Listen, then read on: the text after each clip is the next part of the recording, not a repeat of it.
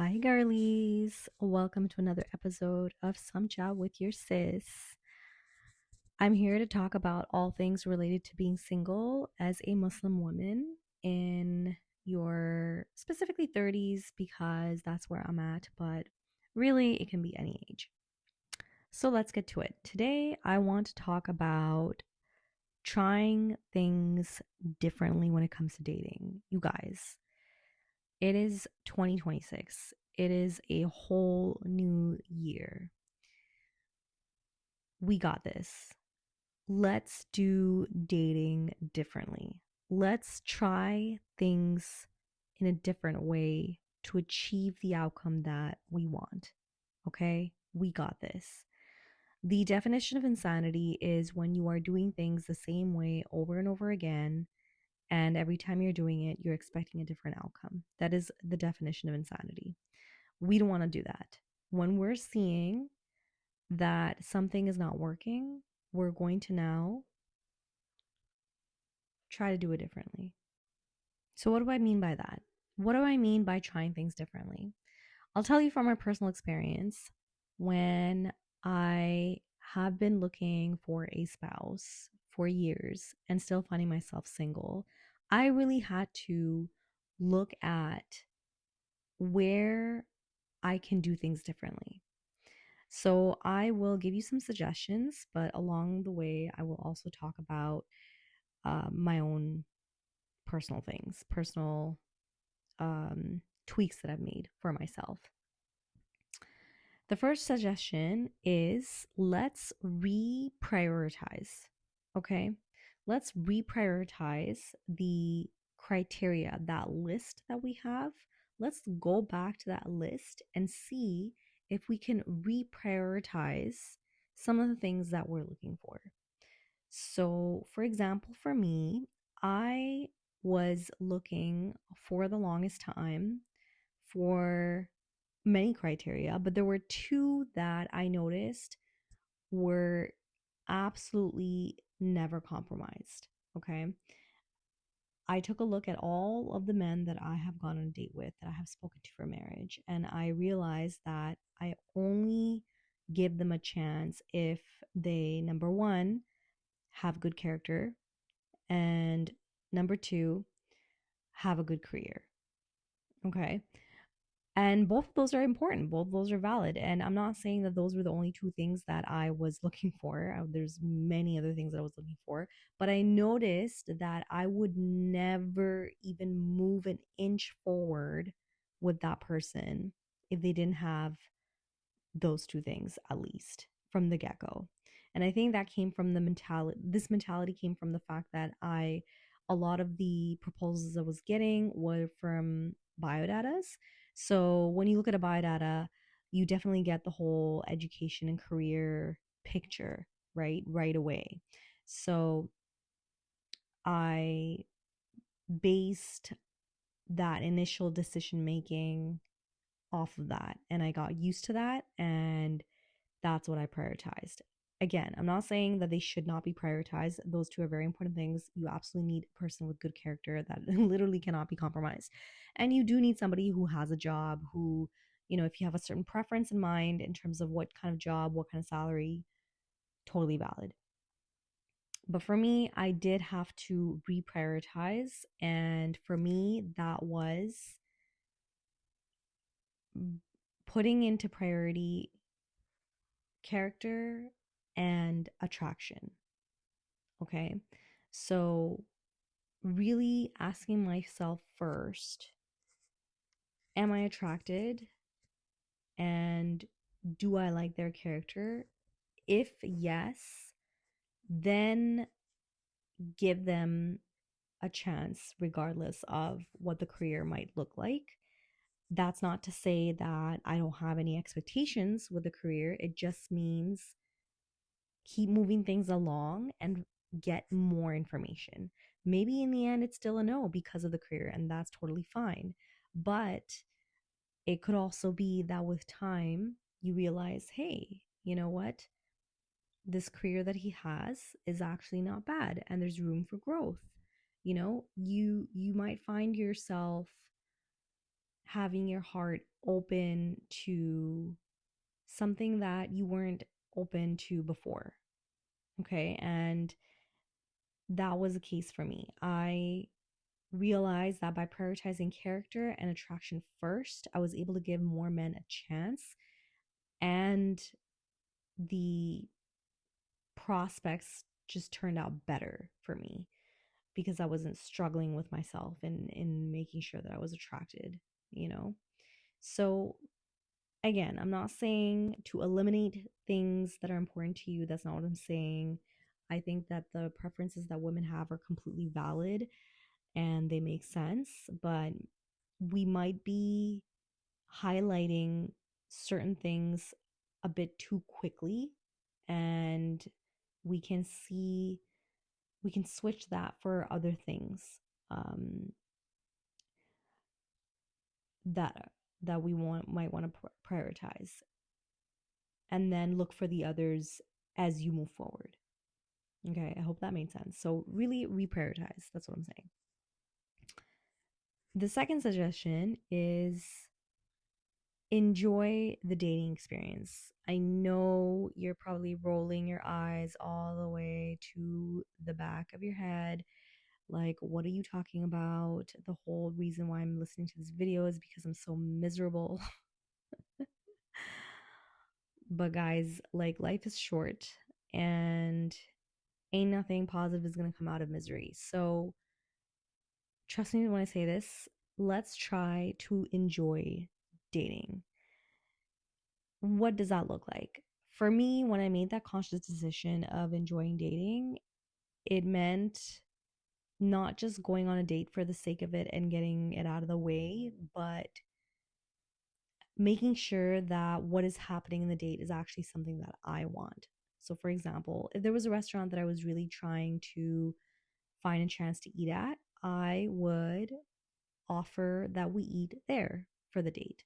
If I'm a huge brunch girly, if there's a brunch restaurant that I really want to try, then I offer that we have brunch at that restaurant, right? So that gives me something to look forward to. And I'm genuinely excited because I really want to try the restaurant. I really want to try that food. And whatever happens, I know that at the very least, I'm going to enjoy. I got to give that experience to myself. You know what I mean?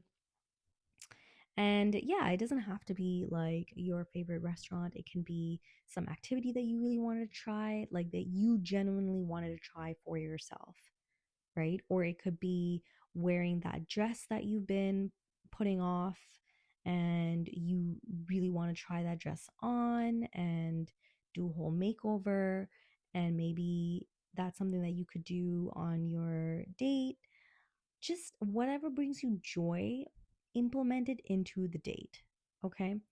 You will not only enjoy the date, but you will come out of the date with your brain highlighting the positive experiences more than the negative experiences. And that is going to make it easier for you to keep it light and not be overly analytical. That's something that really helped me. Because I am the kind of person that is very analytical, and I I had trouble zooming out and really seeing the date for how it was in its entirety, like, and not just basing it off of an ick is what I'm trying to say. Because I think we do that. We get one little ick and then we're just like, no, we can't move forward. But if you find ways to enjoy the date, then you'll be able to remember the positive experiences as well. And then you can make a proper judgment in terms of whether you want to continue or not. I'm not saying, continue and waste your time, but you will have a more balanced lens to make that decision. Okay. So that's the second suggestion. Enjoy the dating experience by implementing something that you genuinely desire within that date. The third thing that I want to suggest, and this is something very personal to me, it might not be applicable to you. Maybe for you it's the opposite, but for me, something that I have been trying lately is to say yes until it's a no. So my issue is that I'm very resistant. And when I go on a date, it's almost like my brain is on fire and is rapidly figuring out what are all the negatives and sort of just, I don't want to say convincing myself to get out of it because that just sounds like that's really oversimplifying, right? I don't want to oversimplify this because I genuinely do want to get married, right? So I don't think that's what I'm doing, that I'm just finding a reason to bail, but it's more a protective mechanism that our brain does for ourselves, right? We want to make sure that we are safe. We want to make sure that we've identified all the risks, but there is very little risk in moving things forward. There's actually very little risk. We only find ourselves at risk when you're actually getting married. But in the process of getting to know someone, moving things forward, that is that is good. That does not have to be a very risky experience. So, anyway, before I start rambling, what I'm trying to say is that my implementation of say yes until it's a no is more say yes and know that with time you will get the information you need to make it a clear no, or if it's meant to be, it's going to work out. Do you know what I'm saying? If I'm confused, that's okay. I can still keep going, still allow myself to find more out about this person, talk to this person, get to know this person. And I need to be confident that at some point, if it is not meant to be, it will be blocked. It will be blocked by Allah Himself. It will be very clear that it's a no. But until I come to that point, I'm going to keep going. I'm going to find out more about this person. I'm going to see this person because I'm confident that if it is not meant to be, it will be blocked. I don't need to be two steps ahead and find that reason to end it. This mentality really helped me.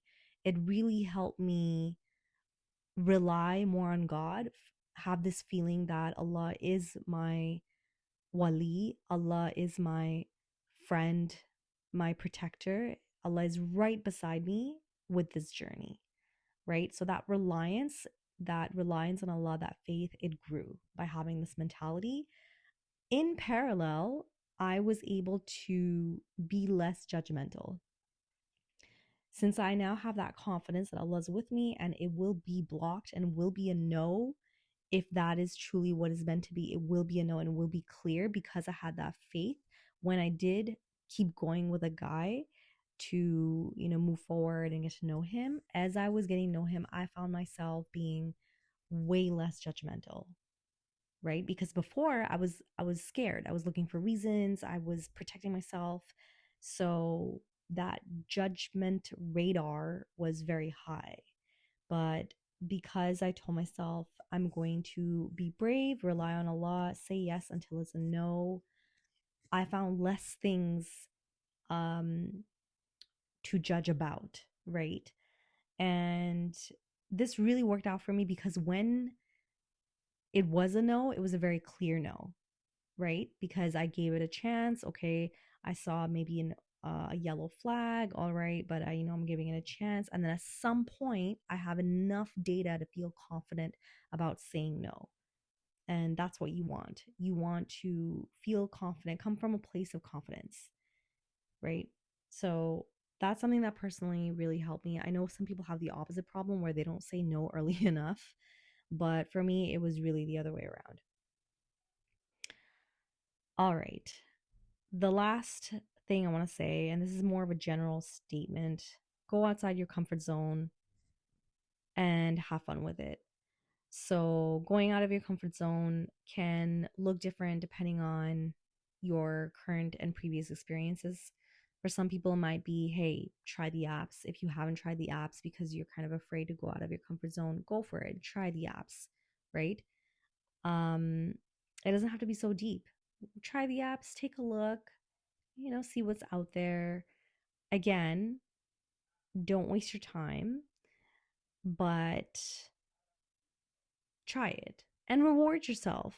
If you do end up going on a date from a guy on the app, tell yourself, regardless of how that date goes, I'm going to the next day, I'm going to reward myself by getting a facial done. I don't know, whatever it is that makes you happy, right? Treating myself to brunch, right? Reward yourself for going out of your comfort zone. Maybe your comfort zone is dating somebody outside of your ethnicity. That was definitely something that I had to kind of be more open to. I told myself, okay, where is it that I can sort of push myself to explore? And for me, that was dating outside of my ethnicity. Um, so really look at what you've been doing and see what can you do, even if it's something small, what's something small that you can do that would qualify as getting out of your comfort zone. And once you do that, reward yourself. All right. Reward yourself. At the end of the day, you want to keep this fun. So in general, to recap, reprioritize, look at your list of requirements and see what you can reprioritize. Don't gaslight yourself into telling yourself that you don't need this or you don't need that. If it's on your list, there's a reason why it's on your list. You're a smart girl. You know what you want, but maybe reprioritize. So look at what criteria can go up high, up a little higher, and what can go up a little down a little bit lower. Number two, enjoy the dating experience. Find things that you enjoy and implement it into that dating experience so that you come out of it feeling happy that you went for it, regardless of what the decision is with regards to that boy. Number three, say yes until it's a no. Be confident that if it will be a no, it will be a very confident no. Until then, you just need to have fun and get to know this person. And lastly, go out of your comfort zone. Look back at what you're doing and ask yourself, where can I push myself just a little bit? And then reward yourself for doing it. It's 2026. We got to try things differently and treat it as an adventure, treat it as a journey. And I wish you the best. Take care until next time.